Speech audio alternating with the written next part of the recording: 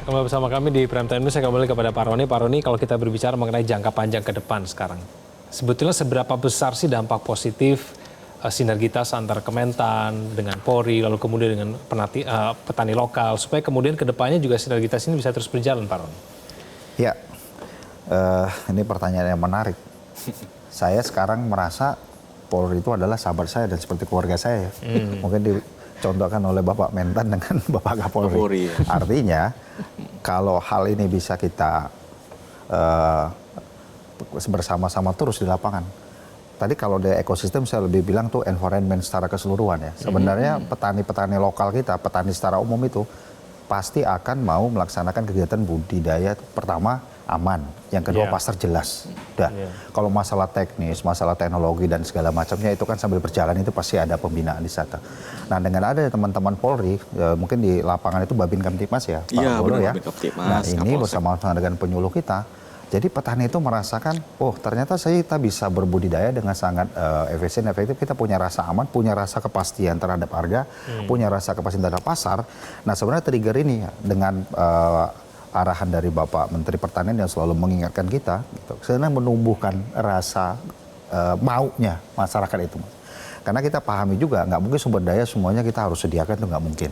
Tapi dengan awal-awal kita berikan trigger, dengan bagaimana menciptakan environment yang baik tadi, kalau sebutan sahabat saya adalah ekosistem.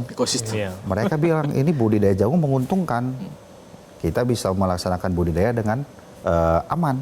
Pasar juga jelas. Kalau ada gangguan, saya tinggal sampaikan kepada teman-teman Pak Babin. Nah, jadi environmentnya jelas, kalau bahasanya ekosistemnya jelas. Nah, input-input unsur-unsur yang di dalam budidaya itu pasti akan bisa kita laksanakan dengan baik. Tadi ya, masalah environment dan pasar tadi, Mas. Karena kalau sudah aman tuh kerasa nyaman begitu. Pasti nyaman. Pasti nyaman juga buat petani. Nah, jadi tugas kita lah bersama dengan Polri bagaimana membina ini tingkat bawah. Kalau tingkat kita kan pasti sering bertemu untuk level kebijakan pusat.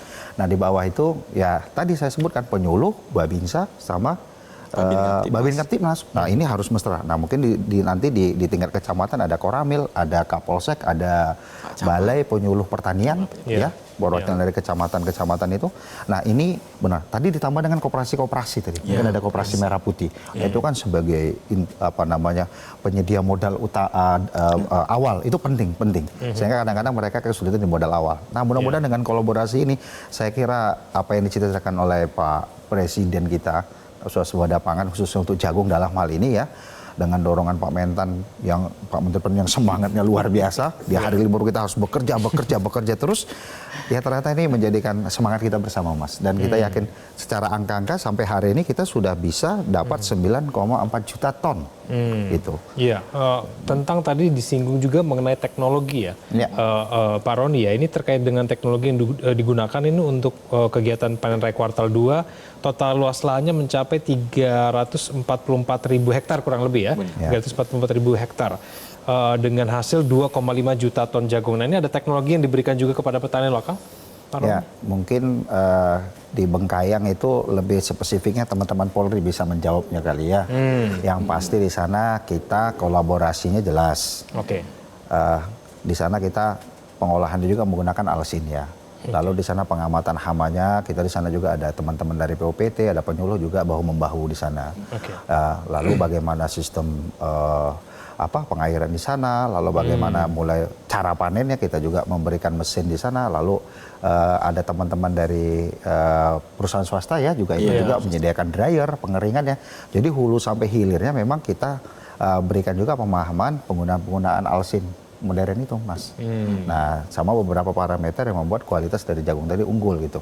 Nah, selebihnya ya memang teman-teman Polri menunjukkan ya bagaimana mereka juga ya sangat bersemangat sekali itu untuk tadi menyelesaikan pertanaman jagung yang di Bengkayang itu.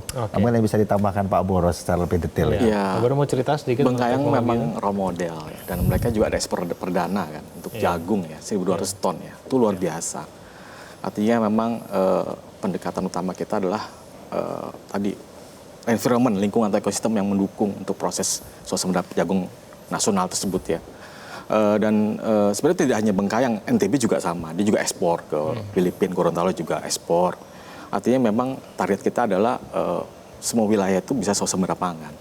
Nah, tantangan kita terbesar adalah kapasitas kita, sumber daya kita juga kan gitu. Itu perlu kolaborasi lebih kuat dengan Menteri Pertanian, dengan yang lainnya.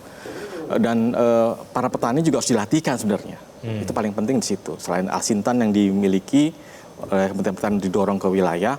Dan kemarin juga Bapak Kapolri itu juga sebelum ini kita udah berikan dukungan juga Bapak Kapolri itu ke 4 wilayah itu memberikan dukungan 500 unit alat uji kesuburan tanah itu contohnya. Jadi memang beda-beda tanah itu.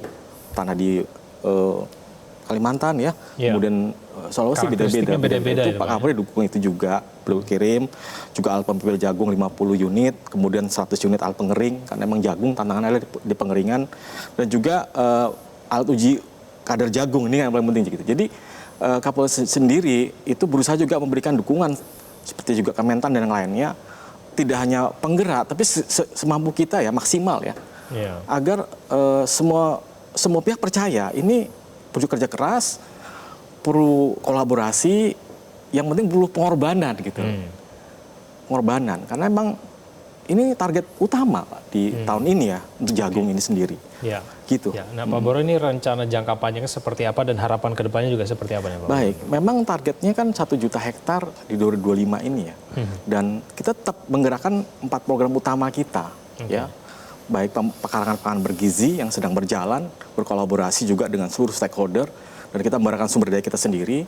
Pengelolaan produktif, program kedua itu, yang komunitas jagung utamanya, dan pengawasan distribusi Asintan agar tidak dikorupsi, dan terakhir rekrutmennya juga, rekrutmen berkompetisi seperti itu.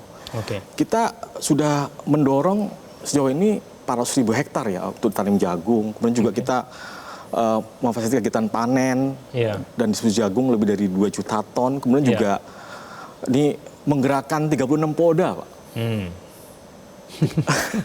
500.000 Polres ya, bagi Polsek sampai ribuan. Ini semua bergerak ini. Dan kenyataannya yang paling penting adalah satu hal, stabilitas di bawah itu. Setidaknya kalau kami sudah bergerak di lapangan, tentu masyarakat juga semakin nyaman. Juga tadi teman-teman petani juga merasa nyaman juga.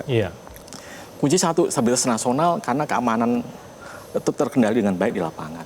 Baik, semoga sinergitas antara Kementan dan Polri serta petani lokal ini bisa semakin erat supaya produktivitas semakin meningkat, swasembada juga tercapai.